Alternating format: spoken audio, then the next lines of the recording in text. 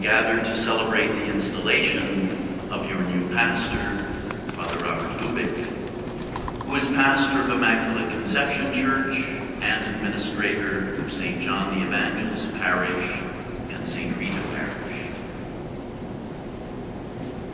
Perhaps you are asking yourself, why does the bishop come to install a new pastor? Well, there are various reasons why I do this. I come first of all to congratulate your new pastor and also to assure him of my support publicly and in the midst of those whom he will serve. There are theological and historical reasons why I do this. And these two types of reasons actually meld into one.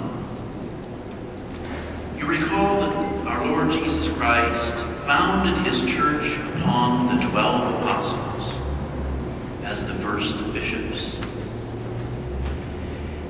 And in this college of apostle bishops, the Lord chose Peter out, singled him out for a special position of prominence and primacy. And he sent these first apostle bishops out to preach the good news of the gospel, the death and resurrection of the Lord. And as these first apostle bishops went out to do this, they discovered very soon that they needed help for this enormous task. And so they called to their sides worthy men whom they ordained priests and also later deacons to help them with their work of evangelization. Priests share then in the priesthood of the bishop.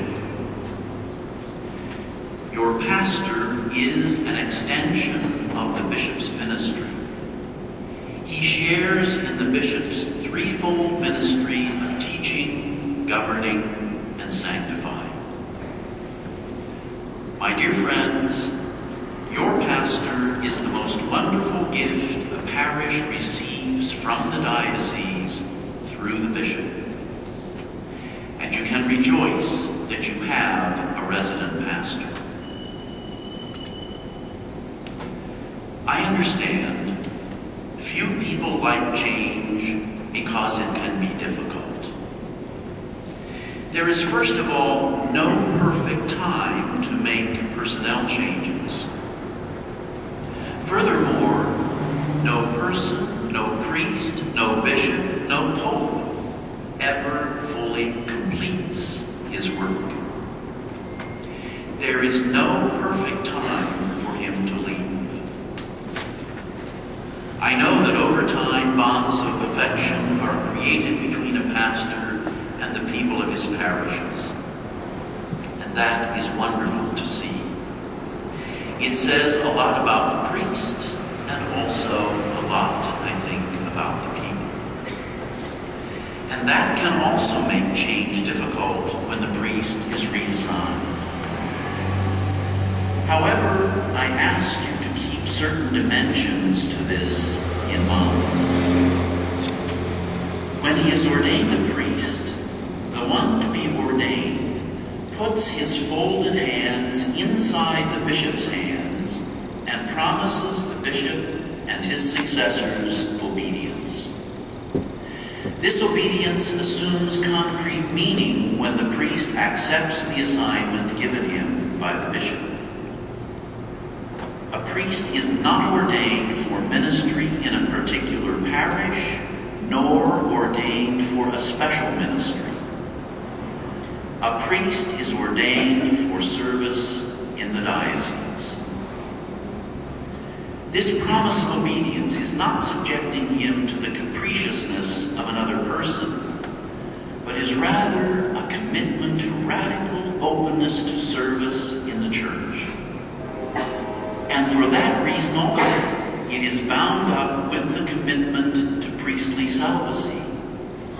The priest must be free to serve.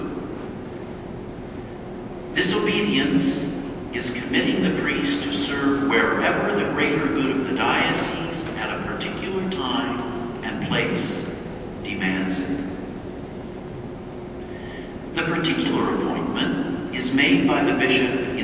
consultation with the Clergy Personnel Board, whose members are the colleagues and the peers of the priest to be assigned. When one priest is transferred, just one priest, this inevitably causes a domino effect in an ever-shrinking pool of priests. An ever-shrinking pool of priests. A very serious attempt is made to take into consideration the exigencies in the parishes, as well as the gifts of the priest to be assigned. And this involves, in every case, a very detailed and arduous deliberation process, as well as sensitive information which must be kept confidential to protect the priest and all who are involved. Personnel commitments, or rather personnel appointments, cannot therefore ever be discussed in public, even though some people claim they have a right to this information when they contact me subsequently. I can tell you, personnel appointments and decisions are some of the most difficult decisions a bishop ever has to make. I must say, most people are very good about this, and they understand what is involved. What is of paramount importance is the greater good of the priest, the parishes, and the diocese. Most of the time, an individual parishioner is not able to see this simply because of a lack of information, which provides an overview of all the factors and dimensions involved in this process. My dear friends, today I have given you another priest. And you know what? I want one seminarian, a student for the priesthood, from you. Vocation recruiting is not just something for the bishop or priests or sisters to do.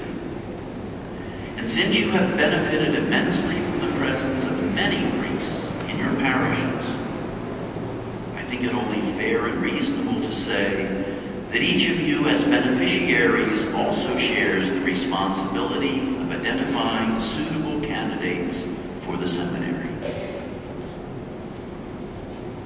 Father Bob isn't getting any younger, and your bishop isn't getting any younger.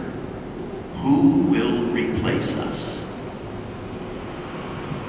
Remember the words, a shrinking pool of priests.